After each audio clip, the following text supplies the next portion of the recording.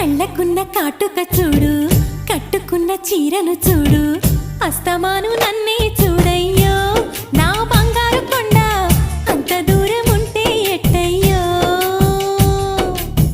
చెవులకున్న దుద్దులు చూసా, ముక్కుకున్న ముక్కెర చూసా, చూడమన్నవన్నీ చూశానే. నా పువ్వుల దండ చూపకుండా ఎన్నో దాచావే.